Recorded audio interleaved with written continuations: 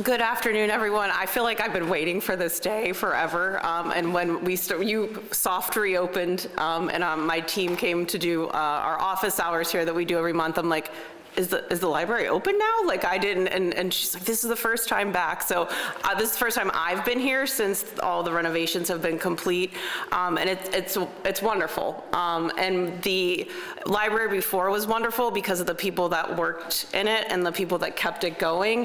And now you have so much more space to grow and do new programming and to continue that. My favorite part about this group of people is that they just exude warmth and welcoming, and it doesn't matter who you are or where you're from or what they are, just good humans. And it's one of my favorite parts of this job is to be able to use, it's not Katie Muth's money, it's your tax dollars that that funded this, and it's the best use of tax dollars when you can put them directly back into a community and create a space that everyone benefits from. And so it was an honor to be able to help with this project, and just want to say thank you to Jennifer and the whole board, Rocky, everyone. You've moved mountains. You've made magic, out of a pile of dust when you had no money before you made such a great place to be, and now there's just more space for you to do all those great things. So keep doing the work that you're doing, because this community, you guys are the keystone of it. You're the integral part that brings everybody together. I also want to say, I'm not sure if they're all here yet, but thank you to State Representative Dan Williams and Chester County Commissioner Mary Moskowitz, and as I mentioned, the Honey Brook Library Board President and the Honey Brook Township Supervisors in the borough. Everyone, there was a lot of people helping with this project, not just me, so I want to be clear that there were dollars given to help make sure that this came across the finish line. I texted my husband and I sent him a picture of the grass, and I said we might have to come back out here and help with the grass. Don't worry, he is a grass guru, as we've learned to grow it in clay soil. But that's on my to-do list. But I also want to talk about how the fundraising efforts was how I really got to know this group right after I was elected in 2018 in a race that no one thought I'd ever win. And to be clear, I knocked many of your doors out here in the very difficult areas to knock of Senate District 44, and got to know many of you. But I came to that fundraiser just because I saw it on social media and I didn't know anyone.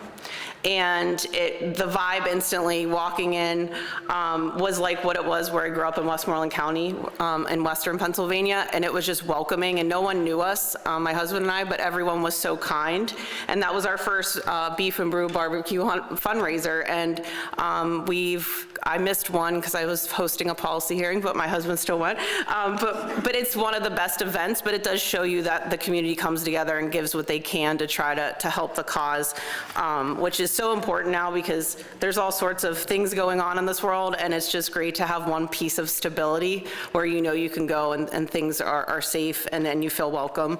And I also want to talk about how this program also morphed into us. There was a lot of federal money after COVID, and that's how this project was able to be funded, at least my portion, through our Senate office. And also we did a big campaign for decodable books to be put in all of the Chester County libraries in Senate District 44 and in the school district libraries, which, if you don't know what decodable books are, they really help every kid learn how to read, especially kids maybe that have coding issues or dyslexia, but they're colorful and they're bright. And I want to thank Joe from Chester County Library for helping us facilitate that, because it was a big lift. I had no idea how big of a deal it was to get a whole thing of books put in all the libraries, and then the librarians were great because we trained them all on how to recommend these books to families and kids, especially in summer break.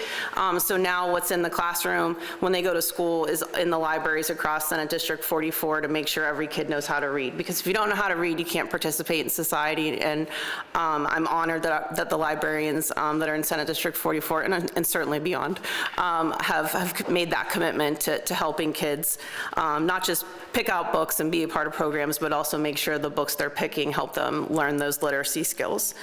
And what else do I have to say? Thank you. Just thank you to everyone for all of your hard work. I know that it's hard to start something and build it and make sure there's no glitches. Any project has hiccups.